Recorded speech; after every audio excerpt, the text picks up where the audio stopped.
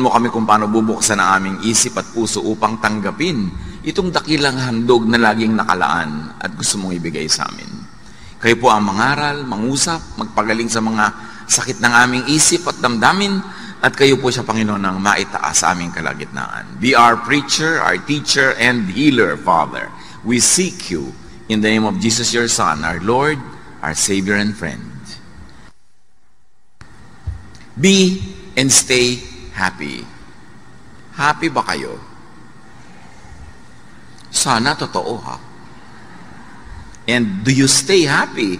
O ang dali-daling mawala yung kaligayahan sa isang ihip ng hangin, tanggal agad? Psalm 63:1, You are my God, I worship you. O Diyos, ikaw ang aking Diyos na lagi kong hinahanap. Very interesting yung pagtagalog ng worship. Nagkaroon ng added meaning yung hinahanap. At dapat hinahanap-hanap ng tao ang pagsamba dahil napakaraking ligaya ang natatamasa ng taong sumasamba. Habang itinataas mo ang Panginoon, kasama kang natataas dahil lagi kang isinasama ng Panginoon. Pero pagka hindi mo pinapansin ng Panginoon, ini-ignore mo siya, siya ibinababa mo, kasama ka rin bababa. Kaya ang taong nagtataas ang pangalan ng Panginoon ay lumiligaya rin kasi hindi kanya iiwan habang itinataas mo siya. Be happy, worship the God revealed by Jesus. Bakit sinabi natin the God revealed by Jesus? Because there are many misrepresentations of God revealed by many false prophets, by many unkind teachers, unenlightened preachers. So, if you want to be happy, worship the God revealed by Jesus. Kasi meron nga worshipful, pero ang sinasamba hindi yung uri at anyo ng Panginoon ng ating Diyos sa langit na ipinakikilala ng Panginoong Hesus.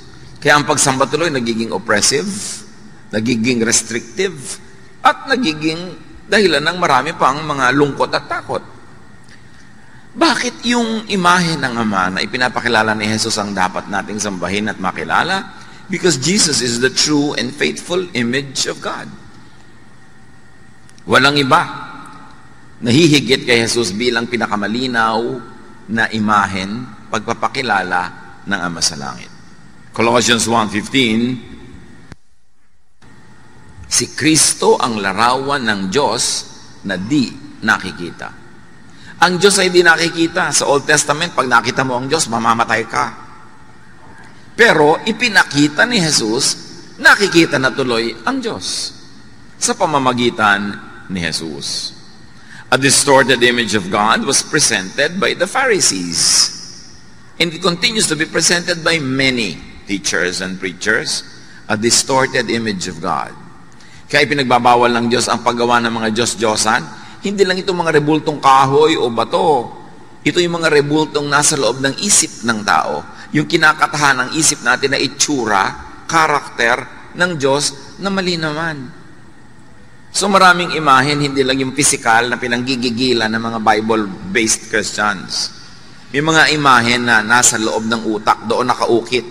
Na ang Diyos ay malupit, ang Diyos ay galit, ang Diyos ay ganito, ang Diyos ay nakakatakot, na mga imahe na itinuwid ng Diyos sa pagpapakilala niya sa kanyang sarili sa pamamagitan ni Jesus. Jeremiah 5:31, doon sa mga nagtuturo ng mga baluktot na aral tungkol sa Diyos, pawang kasinungalingan ng pahayag ng mga propeta, ang kanilang utos ang sinusunod ng mga pare. So nakikita niyo sa buwatan ng prophet at ng priests sa Israel. Sinasabi ni Jeremiah, kabalbalan ang itinuturo ng mga propeta, kaya kabalbalan din ang sinusunod at ipinasusunod naman ng mga pare sa mga tao. Kaya ipinadala si Jesus para ituwid ang mga kabalbalan na yan. Isaiah 29:13, sasabihin naman ni Yahweh, sa salita lamang malapit sa akin ang mga taong ito, at sa bibig lamang nila ako ay ginagalang. Subalit, inalayo nila sa akin ang kanilang puso at ayon lamang sa utos ng tao ang kanilang paglilingkod. Si Yahweh ang nagsasabi. Yung mga religious activities sa mga tao na yan, di ko yan gusto. Kasi, imbento lang nila ang pinagmumula ng mga kautosan na yan. Nakaka-oppress, nakakapagpalungkot, nakakabawas ng ligaya ng buhay. Therefore, presenting or misrepresenting God. Mark 7:8, sabi ni Jesus, sa mga religious people of His time, binabaliwala ninyo ang utos ng Diyos at ang sinusunod ninyo yung mga tradisyon ng tao. Sa makatuwid, ang napakaraming katuruan sa lumang dipan, ginagawa ng mga Israelita, pinagpapakamatayan nilang sundin, sabi ni Jesus, tradisyon lang yan ng tao. At kasama doon ang lahat ng itinuwid niya. 10 walang gagawa pag Sabat, bawal ang kumain nito't gano'n, ng mga babae, bawal sa ministry, etc., etc. Sabi niya yan, gawa lang yan ng tao. Kaya itinuwid niya. Worshipping God as presented, as represented by Jesus, gives salvation, acceptance, not rejection, peace, not trouble, rest, which all amount to happiness. Pag sumamba ka sa Diyos, Diyos na ipinakikilala ni Jesus, ang bunga sa buhay mo noon, happiness. Gaan, hindi bigat. Laya, hindi tanikala, hindi kulungan. But worshiping the distorted image of God, misrepresented by many religious teachings, gives judgment, stress, and fatigue. Kaya marami mga tao habang nagiging mas relihiyoso, mas napapagod, mas sumasama ang ugali, mas lumulungkot, mas nagigilty. Pagka ang inuna mo ay mga kautusan, mga tradisyon, mga conservatism, hindi ka liligaya. Galatians 3:10-11, ang lahat ng nagtitiwala sa pagsunod sa kautusan ay nasa ilalim ng isang sumpa. So, sunod ka ng sunod sa kautusan dahil doon ka naghahanap ng ligaya, doon ka naghahanap ng kaligtasan. Sabi gano'n, daig mo pa ang isinumpa, daig mo pa ang nakulam, daig mo pa ang nagkaroon ng parusang buhat-buhat mo. Sapagkat nasusulat, sumpain ang hindi sumusunod sa lahat ng nakasulat sa aklat ng kautusan. So pagka ikaw ay nagpailalim sa kautusan, dapat sundin mo lahat. Kasi pag meron kang hindi nasunod, sinusumpa ka. Pero may choice ka na hindi magpailalim sa kautusan, kundi magpailalim sa pag-ibig ng Ama na ipinakilala sa pamamagitan ni Jesus. So pumipili ka, law or grace, grace or works, righteousness that is achieved by your own deed, or righteousness that is received free from God through Jesus. Pag pinili mo ang kautusan, para kay sinumpa. At pag nagpapailalim, nang iilalim ka ng mga tao sa kautusan, dinadala mo sila sa kautusan, isinusumpa mo sila. Kasi binibigyan mo sila ng mga bagay na di naman nila kayang sundin, magigilty lang sila. Makokondemn lang sila. Ngayon, pag pinaghalo mo si Jesus at ang kautusan, kabaitan ng Diyos at lupit ng law, yung sumpa at yung blessing, lito ka. Kaya may mga araw na masaya ka, may araw na hindi, may araw na tahimik ka, may araw na magulo ka. Lito ka kasi pinaghalo mo yung dalawang di dapat paghaluin. Verse 11, malinaw na walang taong pinawawalang sala sa paningin ng Diyos sa pamamagitan ng kautusan. So pag sinikap mong sukatin ng iyong sarili, timbangin ang iyong sarili sa kautusan, lagi kang bagsak. Sayang ang religion. Walang dinalang kapayapaan, kaguluhan lang.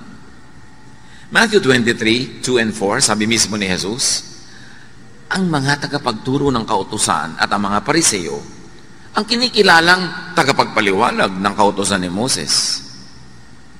Nagpapataw sila ng mabibigat na pasanin sa mga tao, ngunit ni daliri ay ayaw nilang igalaw upang tumulong sa pagpasan ng mga iyon.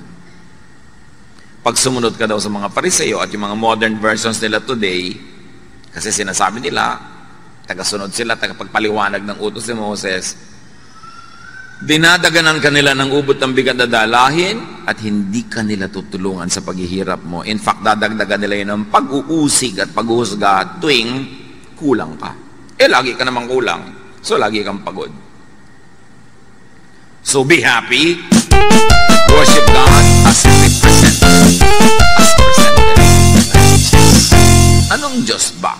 ipinakilala ni Jesus. Ba't siya ipinadala? Para ituwid ang mali, itama ang liko, liwanagan ang madilim. Ipakilala ang Ama sa tamang paraan. Napakahalagang makilala ang Ama sa pamamagitan ng anak. Because He is the image of the invisible God. So stay happy. Keep worshiping. Pwede ka naman magdasal sa bahay eh. Pwede ka naman magbasa ng Biblia sa bahay. Pero bakit pa magpapagod ka, tatawid ng ulan o alikabok, init o lamig? Because there is happiness in corporate worship. Pagka mga anak ng Diyos ay nagsasama-sama para magpuri, magpasalamat, bumababa ang luwalhati ng Diyos in a very special way. So defend and protect your worship from the thief. May magnanakaw eh. Ninanakaw yung worship. In fact, dumating ka na nga sa worship place, hindi ka pa rin maka-worship kasi nainis ka, nanakawan ka na naman. Kasi naghanap ka ng mali, nanakawan ka na naman. O nagpapaabala ka sa text and text sa'yo na wala namang katuturan habang nag-worship ka, nanakawan ka nun. Kaya textan mo, hoy, magnanakaw, tumigil ka. Ninanakawan mo ka ng worship time ko eh. Diba? Yung mga dumadapo sa isip mo na kung ano-anong mga guni-guni, mga alalahanin, dinanakawan ka. Nandiyan ka na nga, nanakawan ka pa rin. Sayang naman. Buti pa, hindi ka na dumating, pa hindi ka nagastos ng pamasahe, oras, yung pala nananakawan ka rin eh. Kaya dapat ipaglaban yan. John 10:10, dumarating nga magnanakaw para lang magnakaw. Pumatay at manira. Naparito ako upang ang mga tupa ay magkaroon ng buhay na masaganang lubos. At yun ang gusto ng Panginoong Diyos, ang Ama sa langit, na ibibigay ni Jesus sa atin, kalinawan ng isip para tayo lumigaya sa buhay. At isa doon, maunawa natin yung ligaya, ma-enjoy natin yung ligaya ng pagsamba. There is happiness in worship. Marami sa mga nade-depress, isa sa mga nangyayari sa buhay nilang unang-una, tumitigil silang mag-quiet time, manalangin, mag-devotion. Tapos tumitigil sila na mag-Bible reading, tumitigil silang mag-pray, at tumitigil silang sumali sa family, group, corporate worship. Kaya palala ng palala ng palala. Psalm 89:15, mapalad ang taong sa'yo'y sumasamba. Sa pagsamba nila inaawitan ka, at sa pag-ibig mo'y namumuhay sila. Kaya yung mga taong laging, ayoko pong sumali ng choir, ayoko pong mag-Sunday school teacher, ayoko magkaroon ng ministry, kasi madalas hindi ako nakaka-attend. Lalo kang sumali.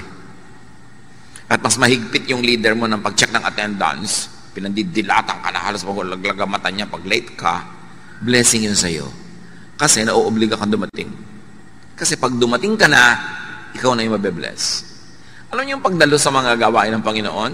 Yung minsan tinatamad ka, ayaw mo, meron kang negative feeling, habang papunta ka pa lang yun, kasi ginajablo ka eh.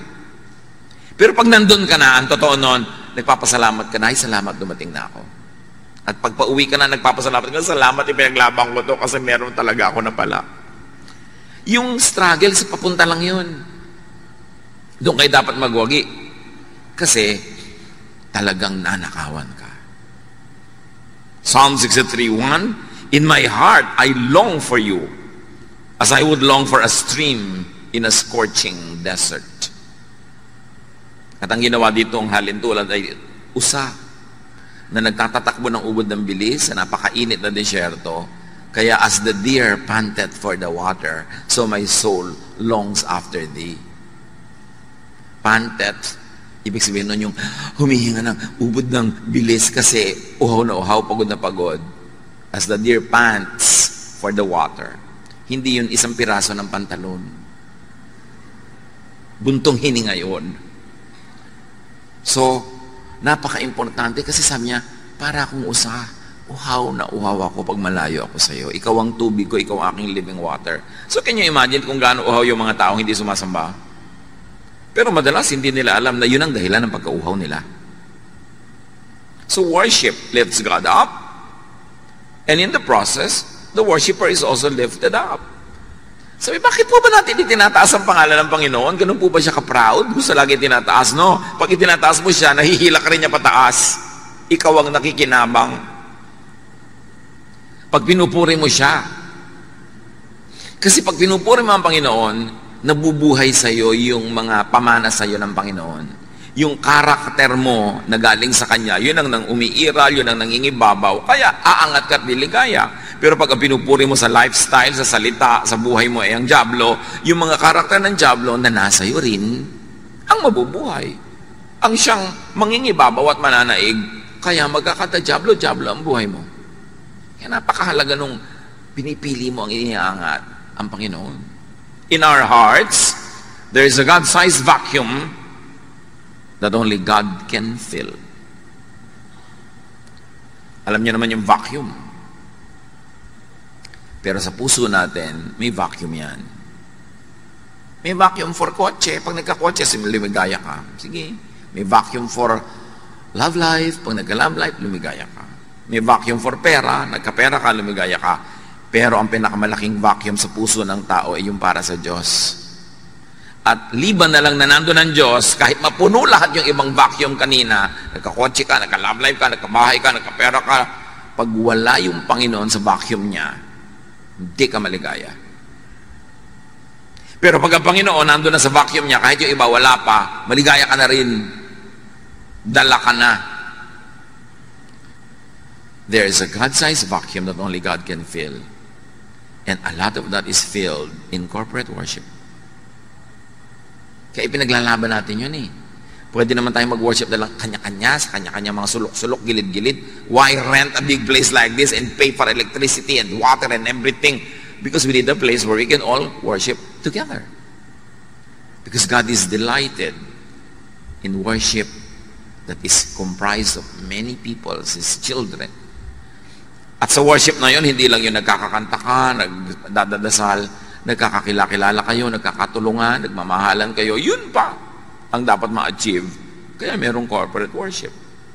Psalm 42 verse 2, my soul thirsts for God, for the living God. Kaya marami mga tao, depressed po ako, malungkot po ako. Ano mo, Diyos lang yan, ang kulang. Kailangan lagay mo siya at yung lahat iba susunod na. Although marami pang ibang pwedeng gawin para yung mga depression na yan ay matanggal, pero inuuna mo yung relasyon mo sa Diyos. Kaya tayo tinuturuan. Ba't ba tayo tinuturuan laging be thankful? Maibig mo sabihin, ang gulgulo na ng buhay ko, be thankful? Yes. Kasi pag inisip mo yung dapat mo ipagpasalamat at nagpasalamat ka, ang nabubuhay sa iyo yung espiritu ng pagpapasalamat, hindi yung pagrereklamo. At pag nabubuhay yung espiritu ng pagsasalamat, nagiging magnet yon para lahat ng magagandang bagay magdatingan sa buhay mo. Kaya ka tinuturuan to be thankful. Hindi ka para utuin. O hindi ka para mag-in denial na hindi naman ka masaya, pupuri ka. Hindi ka nga masaya, kaya magpuri ka at sasaya ka. Dalawa lang yan mga kapatid. Ang saya-saya mo, kaya ka nagpupuri sa Diyos. O ang lungkot-lungkot mo, kaya magpuri ka para ka sumaya. Pareho ang effect. So if you have enough reason to thank God, thank God. But if you have no reason, you think to thank God, all the more that you should thank God para bukas ang isip mo na oo nga pala, maraming dapat ipagpasalamat. That's why you should count your blessings. Yung sumasamba, bakit ganun? Pagka hindi sumamba, parang kulang ang buhay. Kasi nakita na nila ang luwalhati ng Panginoon pag sumasamba sila. Psalm 63:2, I have seen your power and your glory in the place of worship. Or translated another way, also very correctly, grammatically, is when I worship. I see your power and your glory when I worship. And it is I, not we. Kasi personal. Pag sumasamba ka sa Panginoon, ikaw ang nakakadama. Nakikita mo, hindi ng mata, yung kaluwalhatian ng Diyos. Nakikita ng spiritual eyes mo yun. That's why you are filled up. You are uplifted. That's why worship, although it might be demeaning, but we don't want to demean it, but worship is therapy. Kailangan ng tao sumasamba. Kailangan nga, kaya pag may kumakanta, dapat wala siya, dapat tama siya sa tono. Kasi sambang-samba ka na, tapos biglang, ay, half note. Di ba? Ay, wala sa tong, ay, lumipat ng key. Di ba? Ay, lumandang ng 2 octave ang singer. Paano ka mabe-bless doon na aabala ka nung kakulangan niya ng preparasyon? Kaya dapat excellent hindi dahil para tayo ma-oppress, kundi para walang bara. Kasi pag hindi excellent ang gawa ng mga naggagumagawa, may bumabara. Kaya duty mo na gandahan yan para hindi ka maging issue. Yung singer ka, kakanta ka para sa Panginoon, tapos ang suot mo para kang payaso. Naabala yung mata namin. Di ba? Iniisip namin, saan kaya siya galing na karnabal? Kaya dapat yung simple, yung hindi tumatawag ng pansin sa sarili. Kasi ikaw lang napansin namin, hindi na Diyos. Kaya nga pinag-uniform yung mga choir para magkakamuka, hindi yung pagandahan ng damit, pakintaman. Kaya nakakaabala yung mga ganung bagay. Pati mga katabi. Yung may kasama kang bata, ang likot-likot, hindi na naka-worship yung katabi mo. Nakaganon lang yan, pero gusto niya lumutakin yung mukha ng bata na yan. Ipokrita lang siya, kaya hindi niya sinasapak ang anak mo. Pero ang totoo, yung anino niya, sabi niya sa anak mo, pak, pak, pak, pak. Lahat ng tumatawa, totoo. Hindi talaga nakaka-bless yung may malikot. Tapos may katabi ka, text ng text, uy, nasa worship ako. Hindi nakaka-bless yun. Diba? So dapat blessing ka sa kapwa mo nagwa-worship. Kasi pinaglaban niyang makarating dyan, tapos ikaw ang jablita sa buhay niya. Yung pagtingin niya sa'yo, nakapatong pala sa batok mo si Satanas. Para busitin siya. So, dapat blessing tayo sa isa't isa. Yung bang, talaga, may mga palakpak pa yan. Yung bang, pwede ka namang umusod-usod para yung dumadating, makaupo na agad, hindi yung 5 tao na yung natapakan niya bago siya makarating sa silya doon sa loob. Yung be a blessing. Diba? Kailan isip, paano kaya ako magiging hindi abala sa kapwa ko sumasamba? Nagko-concentrate siya, dadaan ako, mamaya na lang. Pwede ko pa namang hindi gawin yung gusto kong gawin ngayon para hindi ako makaabala sa kapwa.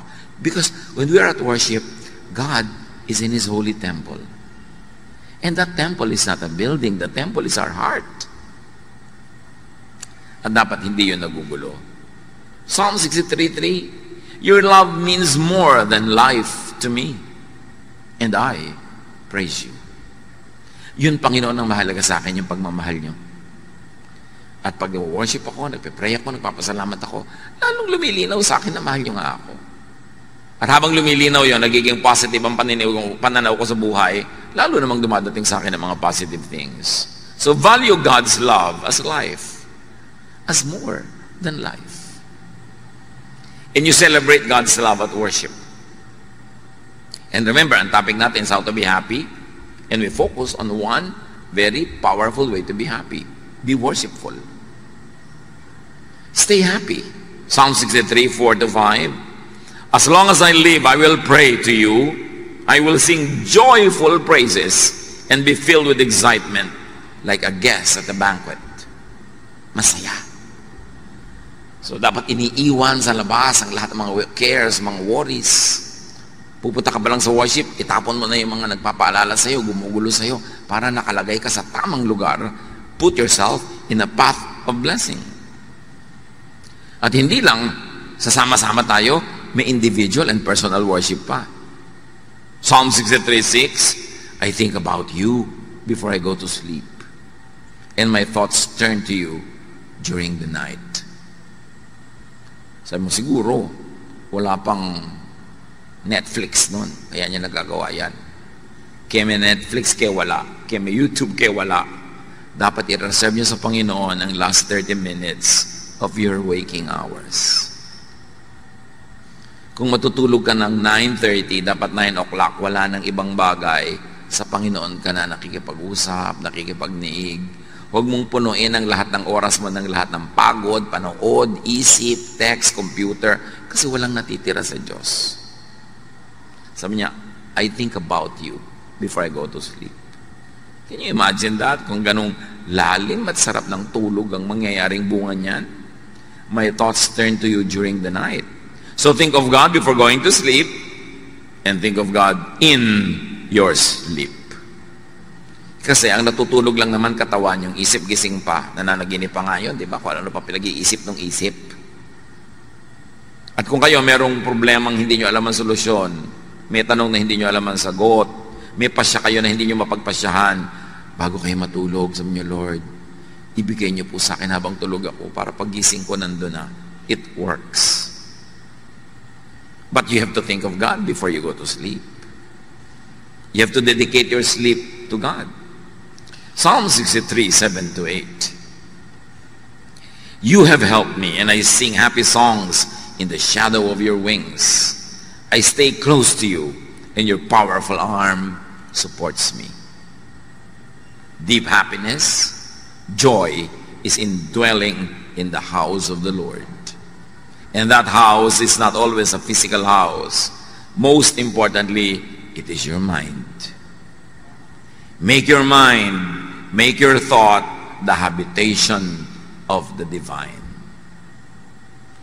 Gawin natin ang ating isip na tahanan ng Diyos, hindi tahanan ng kung sino-sino. Joy is in being in a state of spiritual oneness with God and God's family. Kaya nagtuturo ng forgiveness. Kaya nagtuturo ng helping one another para may love. At pag may love, may iba pang napuproduce na happiness para sa bawat isang participant in the production of that love. Pag may minamahal ka, may pinapatawad ka, may nare-release na blessing sa kanya at sa iyo at sa lahat ng nakapaligid sa inyo. And that blessing is more than the sum total of everything you do. Nagpatawad ka ng isa, nagpatawad siya ng isa, ang blessing nyo, 10. Namumultiply. Tuwing nagpapatawad ka, merong bangko sa langit na biglang bumubukas at nakaka-withdraw ka ng happiness. Kaya ka tinuturuan magpatawad. Hindi para ka ipaapi. Lugi naman po ako pag nagpatawad ako. O sige, huwag kang magpatawad. Tingnan natin kung hindi mas marami kang lugi. Yun lang may galit kang kinikim-kim, lugi ka na nun eh. Ang laking kalugihan yun. Dapat mabuksan ng maraming tao yung pinto ng pagpapala ng Diyos eh. At ang mga susi niyan, pagpapatawad, pagmamahal, pagtutulungan, pagpupuri, pasalamat. Yan ang nagbubukas ng susi ng pinto ng kaligayahan. Hindi yan itinuro ng walang dahilan. So, maganda kung naintindihan mo, tapos sinusunod mo, pero kung hindi mo maintindihan, at ang tagal mo na hindi maintindihan, sundin mo na lang. At habang sumusunod ka, baka dun mo palang maintindihan. Because while at worship, at hindi lang yun yung formal program ng worship, yung paggawa ng mga bagay na nakakalugod sa Diyos, worship yun. Artist ka, gumagawa ka ng magandang piece of art, worship yun. Singer ka, kumakanta ka, worship yun. At walang secular o holy songs, lahat ng songs sa Diyos. Ang mahalaga yung content. Pinupuri mo ba ang Diyos? Kahit pinupuri mo ang bulaklak na sampagita, pinupuri mo na ng Diyos noon kasi siya ang gumawa ng sampagita. May mga churches, bawal kumanta ng secular song. Ano ba yung secular song? Sino umimbento ng kahulugan ng secular? Walang secular. Because the earth is the Lord's and everything in it. Lahat sa Diyos. Ang mahalaga, paano mo ginagamit yon? Nakakaluwalhati ba sa Diyos? O hindi. Pwede po ba kami kumanta sa worship ng sampagita flower? Pwede, basta ipaliwanag mong sa pagpuri mo sa sampagita, ang pinupuri mo yung nag-create ng sampagita. Aamoy-amoy ka pa din, nagpapasalamat ka sa Panginoon sa scent ng sampagita. Kaya lang baka naman mamaya yung kanta mo na to sa talong, okra, bahay kubo na yun. So, why not? Pero huwag naman laging puro ganun dahil hindi naman malinaw lagi yung mensahe nun eh. Pero why not? For variety. Basta God glorifying. Napakahalaga na makita mo na you can worship God through anything and everything you do. Kung ikaw ay nanay, wala kayong kabudget-budget, ang ulam nyo lang kamatis at saka tuyo. Basta mo nalang ibinato kaldo sa kaprasong plastic na plato yung kamatis at tuyo. Pwede mo nang arrange na maganda, hiniwa-hiwa mo yung kamatis, konting smiley pa. Worship yon. You're worshiping God by glorifying Him na kahit kamatis at tuyo yon. Ang ganda ng presentation because God is God of beauty. And then liligaya ka pag ganun. Psalm 23:6.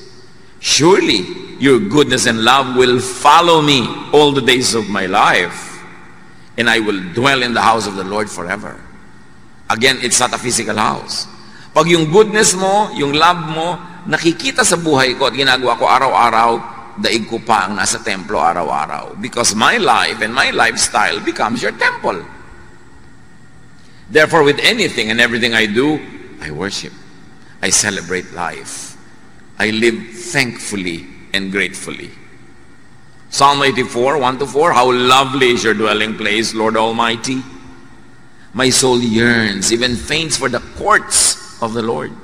My heart and my flesh cry out for the living God. And up to a point, pwede natin yung i-apply sa places. Gusto ko pong mapunta sa bulwagan ng Panginoon. Nakaka-worship ako, may fellowship pa, masaya, nakakagaan. At yung bulwagan na pwede rin nasa puso mo lamang. Even the sparrow has found a home, and the swallow a nest for herself, where she may have her young, a place near your altar. Lord Almighty, my King, and my God. So kahit daw mga ibon-ibon, natutuwa na pumunta sa mga templo, di ba? Yung mga places of worship, lalo matataas, tinitira ng mga ibon. So it's a kind of metaphor na kahit mga ibang mga nilalang ng Diyos, gusto lagi nilang nasa malapit sa templo. Again, the temple should go beyond the physical meaning, but go to the spiritual meaning. That I like to be near you, to behold your beauty, to sing of you, about you, and to you. Blessed are those who dwell in your house. They are ever praising you. So happiness actually is really emotion. And emotion is nothing but brain and blood chemistry. So pwede natin na ayusin ang ating blood and brain chemistry para mag-create ng emotion that is happy. Yan ang ginagawa ng mga maraming therapists. Yung pinapaamoy ka na mabango, pinapakita ka na magandang view, pinapaninig ka na mga tunog-tunog ng ulan. Because when your brain is induced to be happy, the brain commands the blood to change its chemistry, and you become happy. Because happiness, like all emotions, is chemistry. Kaya may mga negative chemistry na nakaka-deceive, yung mga yung higop ng higop at amoy ng rugby, hindi nagugutom. Kasi niloloko sila ng utak nila, nabusog sila. Kaya yung mga nagtitake ng mga ibang drugs, kahit 3 araw na gising, kasi niloloko sila ng drug na hindi sila inaantok. May negative effect, pero may positive effect ang ganyang mga bagay. So be and stay happy. Think thoughts that make you happy. When you think happy, your brain is happy, your brain commands your blood and your whole body to be happy. But when you think sadness, when you think horror, when you think fear, your brain commands every part of your body to produce fear, anxiety, worry. So it's all a thought. Masaya kayo, masaya, kumakain, ang ligaligaya. Bigla niyong nakaalala yung asawa niyong malayo na biglang bakasyon, nangangalo niya. Diba, bigla mag-iinit ang mga paligid ng tenga mo, maiiba ang tibok ng iyong puso, magagalit ka na, wawalan ka ng gana, mahirap lumulon, dahil lang yan sa naisip mo. Actually, wala ka pa nakita. Kasi ang iniisip mo, nagiging ganun ka. Can you imagine kung paano tinotorture ng mga taong selosa ang sarili nila? Ng mga taong mainggitin, mga taong magagalitin, mga taong mapaghanap ng mali, tinotorture nyo ang inyong sarili. Kasi kung anong isipin ninyo, yun ang iuutos ng utak nyo sa lahat ng bahagi ng inyong katawan na sundin. That's why you can think yourself into happiness. You can think yourself into sadness. That's why it's very, very important to be in command of your mind, of your brain. If you think happy thoughts, you'll be happy. Kaya sabi sa Philippians 4:8, what is praiseworthy, think of it. Yeah. Whatever is pure, whatever is godly, whatever is beautiful, whatever is praiseworthy, think about such things. May nagpadala sa'yo ng pagkain, hindi masarap, iisipin mo pa, iniinis niya ako. Pinapadala niya ako ng matabang na sinigang. So ano mangyayari sa'yo? Di negative ka, lulungkot ka, magagalit ka. Pero inisip ko, wow, kahit walang lasa, at least naalala ako. Gawin ko ng fertilizer. Oh, di ang saya mo, nasa pag-iisip mo lang yan eh. You are what you think. You are how you think. So, can you imagine when you are angry or jealous or discontented, nilalason mo ang iyong katawan, Kasi lahat ng negative thoughts, nagre-release ng toxins in your blood. So nilalason mo ang iyong sarili. Kaya tayo inuutosang, magpatawad ka na. Kalimutan mo na yan. Hindi ko pumalimutan. O sige, talaga namang may brain ka kasi, so hindi malimutan kasi may memory ka. Pero magpatawad ka na rin. I cannot forget po. Sige, forget the forgetting. Just forgive. Think of God. Yan ang pampasaya. Pero kung iniisip mo, Diyos ko, malapit na yata second coming. Judgment day na, end of the world. Di negative na naman ang naisip mo. Huwag mo pag-iisipin yan. Problema yan ng Diyos. Sabi nga ni Jesus, ako nga hindi ko alam kung kailan. Buti ka pa, alam mo. Diba? Nadaig mo pa ako, alam mo yung date. Tapos pag hindi nangyari, may mga kung ano-ano kang palusot. Ay, may blah blah blah blah. Ang isa lang ang ibig sabihin, mali ang prediction mo. And if what a prophet says does not come to pass, he is a false prophet. Ang dami na. Naglagay ng mga petsa, oras, so hindi natuloy. Kasi marami pa kayong kasalanan, binibigyan pa kayo ng God ng second chance. Palusot. Mga palusot yung mga nagbibigay ng mga date, tapos hindi naman natutuloy. Huwag yung iniisip yan. The idea of and about God should be happy, not sad. Restful, not burdensome. Assuring and peaceful, not fearsome. It should be loving and forgiving, not hateful, not vindictive, and definitely not judgmental. Huwag kayong kakampi sa isang political party, sa isang bansa, sa isang lahi, sa isang relihiyon, kahit malupit sila sa iba, in the name of God, bola yon. God will not want you to have any part in any violence, unkindness, in anything that robs people of happiness or dignity. Tapos done in the name of God. Dapat matalino na tayo by now. Minamanipulate tayo ng mga ganyan. So, you want to be happy, think of the God presented and represented by Jesus. And then, do activities that make you happy. May mga iniisip, may mga ginagawa. Physical. Kasi happy feelings create happy activities. Di ba pag happy ka, yung feeling mo, gumagawa ka ng happy activity. Halimbawa, ang saya mo, magluluto ka ng special para sa pamilya mo. Pero kung wala kang happy feelings, walang happy activities, baligtarin mo. Wala kang happy feelings, gumawa ka ng happy activities na magke-create ng happy feelings. It works both sides of the equation. Happy feelings can create happy events, but happy activities can create the happy feeling.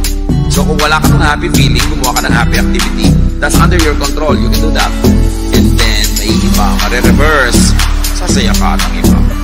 You cannot always control what you could do, your physical situation. You can direct your thought. Si Paul and Silas, sa paggawa ng mabuti, sa pamamagitan ng kapul kay Jesus, nakulong. Bilang nakakulong, dinala pa sa malalim na dungeon. Di lang yun, itinali pa ng mga kadena at pakal ng kanilang mga paa at kamay sa pagkaya. Sa makakamot, biruin mo yung hirap. Kasi, pinapakalit ng mga emperor. Nagpuhaw ka ang sumunod sa toilet, di mo magawa. Kapag nagreklamo ko na sa Diyos, bakit I serve you? Bakit ako na dito? At Paul and Silas,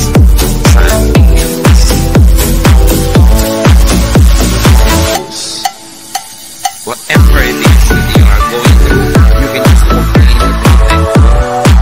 Negative will be positive. Because they were very, very positive and they sang hymns and they lifted God up. And all the other prisoners were blessed with their singing and they forgot their own sorrows and their own complaints. God sent on earth grace and assured on earth.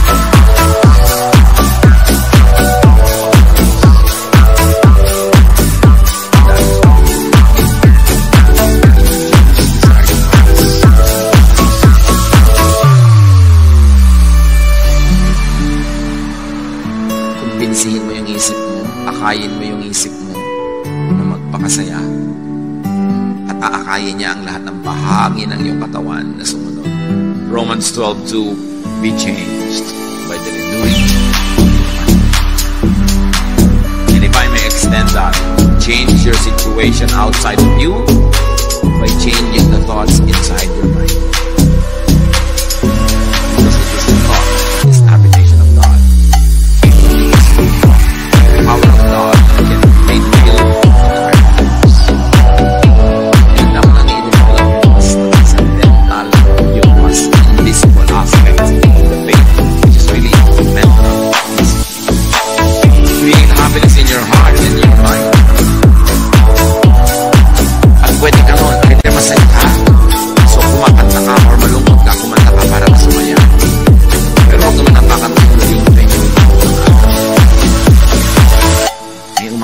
nyo sa kanta na yun.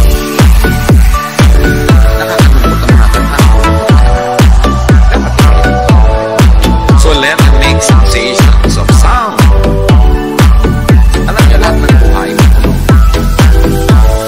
Yung tinitest ko dito.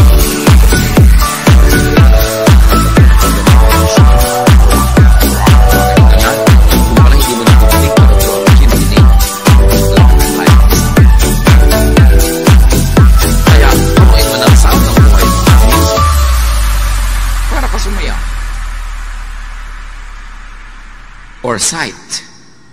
Tulad nun, pag nakikita na yung temple, lumiligaya sila, or whatever the equivalent is in your life. Make sensations of smell and scent. Bakit sa Bible, ang dami-daming, you anoint my head with oil, my cup overflows. Surely goodness and love will follow me all the days of my life. The anointing of the oils in the Old Testament, in many ancient traditions, are healing ang effect. Soothing to the emotion, comforting to the body. At yung mga oils na yun, hindi yung mga katulad ng oil na malalagkit, yung mga malalagkit na galing sa petroleum products, 3 araw na nasa balat mo pa, hindi yun ang oil na pinag-uusapan, yung mga pure. Dahil talagang laging healing yan. Sabi niya, anoint the sick with oil and they get well. So may healing powers talaga yung amoy, yung flavor, at yung dating sa yung balat. So smell. Aromatic things. Taste. Good food, good drink, good fellowship. Touch. That's why the laying on of hands are supposed to heal, because touch heals. May mga kamayan, may mga hug-hug, kasi nakaka-heal yun. And all of this lead to produce happiness. Happiness thoughts, happiness chemistry. So maraming paraan para sumaya. Iniisip mo, o gumagawa ka ng activities na nagpapasaya, o isinasubject mo ang sarili mo sa senses through which happiness, joy, pleasure can pass. Si Elisha sa 1 Kings 19, this wonderful, powerful prophet of God wanted to die. Pero nabaligtad yun, matapos makakain, makatulog, at makipag-fellowship with an angel. Do the same. Ang dami-dami ko natatanggap ng mga tanong sa Facebook at kung saan-saan, nade-depress po ako, nalulungkot po ako, blah, blah, blah. Ano pong pwede kong gawin? Well, change your body chemistry. Uminom ka ng masarap, kumain ka ng masarap, matulog ka, kung pagod ka, kung sobrang tulog na, gumising ka. Get out of your bed and be active. Fellowship with people, do something enjoyable. Pag hindi naman nilayasan kanyang lungkot na yan eh. Di ba? Resist the devil and he will flee from you. You don't have to fight the devil. You just have to resist. So may spirit of sadness, resist it. How do you resist it? Not by entertaining it. Nalulungkot ka na nga, magkukulong ka pa sa kwarto, di na solo ka ng diablo. Nalulungkot ka na nga, ayaw mo pang kumain, nade-depress ka na, ayaw mo pang gumalaw, lalo kang malulungkot. Dapat baguhin mo ang situation mo. Now in life, you can be the recipient of happiness, meaning you're naturally happy because there are things that make you happy. Or if you are not a naturally happy person, then be the producer of happiness. Umimbento ka ng kaligayahan. At through lahat ng pinag-usapan natin mula kanina pa, na kung gusto nyo, uulitin ko lahat. Pero hindi naman, natatandaan nyo naman eh. Diba? Make yourself happy. Think of God. Change your thoughts. Use physical things to make you happy. Senses, smell, sight. Create and produce happiness with directed thought. If you don't direct your thoughts, the devil will. That's why you have to control your thoughts. Direct your thoughts. Create and produce happiness with activity. Kaya malaking therapy yung may ministry, lalo kung committed ka talaga, kahit na tinatamad ka, medyo mabigat ang pakiramdam mo, dadating ka pa rin, ang ending sumaya ka. Na iba ang takbo ng iyong buhay. Create happiness with sensations, with aroma, with taste. Anoint with oils. Very important yun. Makikita mo yung ministry ng mga ganong bagay.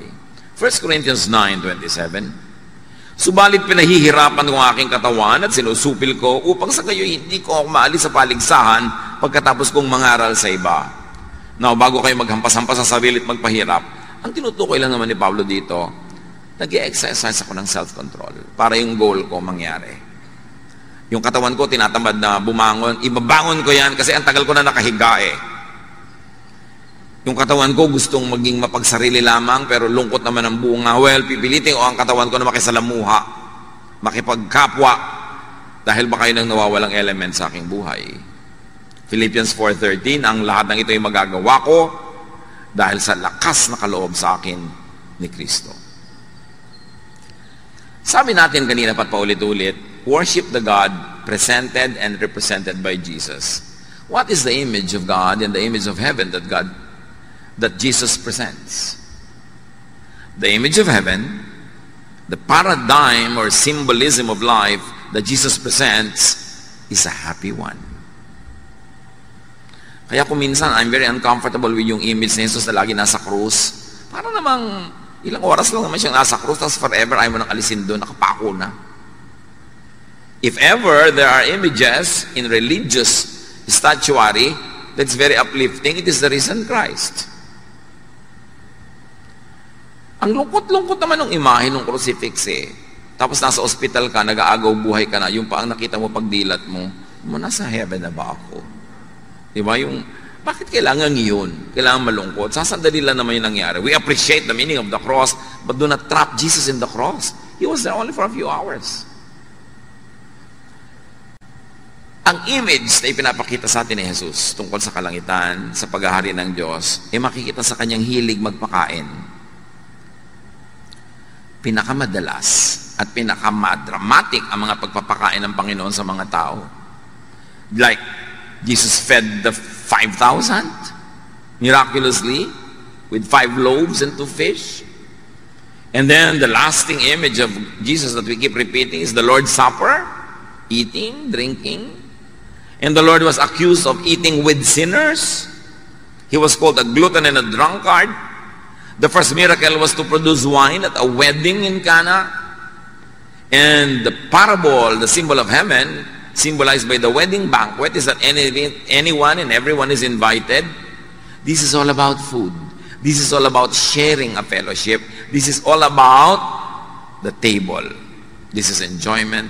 This is happiness. This is the message of God through Jesus. Enjoyment, happiness. By being together, by sharing, by eating together. We do not see episodes of Jesus eating alone. He was always feeding people. After the resurrection, his disciples went fishing. Pagbalik nila sa shore, nagbabarbecue na si Jesus. May mga sinugba na ng mga fish. Nagpapakain siya. Tapos sabi pa niya, the risen Christ enters a room through the wall and says, may makakain ba dito? You know why eating lagi? Because when people eat, they sit together. And when they sit together, they chat, they laugh, they share life, they share problems. Somebody has a problem, somebody offers a solution. It's a fellowship. This is the heaven that Jesus presents. That's why the examples of heaven is always a banquet. You lead me to your banqueting table. Your banner over me is love. Laging ganun. Lagi siya nagpapakain. And in the Gospels, in case you haven't noticed yet, Jesus prefers eating more than fasting. Kaya siya sinabihan, sabi ng mga religious people, bakit ang amo nyo, hindi kayo nagpa-fast? Hindi katulad ni John. At para na lang walang maraming usapan, sabi ni Jesus, nandito pa ako, so feasting muna, walang fasting. Pero wala naman siya inutos sa kanyang mga disciples na mag-fast kayo lagi. Tapos sasali ka sa mga simbahan na lagi nagpa-fast, mukha ka tuloy bungo. Ibig mo sabihin, nilikha ng Diyos siya sikmura mo para gutumin. Paminsan-minsan, may fasting, it could be healthy, it could be helpful, but it was never glorified by Jesus. In case you forgot that Jesus is the model, He is the image of the invisible God, and His image of heaven is a banqueting table. In fact, napatunayan na ng science sa yung mga sobrang nagda-diet, nade-depress, kasi nade-deprive. Yung kakain, binibilang yung calorie, may computer siya, at binibilang-bilang niya bawat okra, bawat ito. Paano ka liligaya kumain nun? Yung papakainin mo sa, ay naku, diet ako. Ihampas mo kaya sa itong plato, no? Inihanda ko to para sa'yo, tapos para ka nakakita ng lason, allergic na allergic ka sa pagkain, kaya ka depressed, kaya ka malungkot, kaya ka nangangayayak. Hindi yan ang gusto sa'yo ng Panginoon.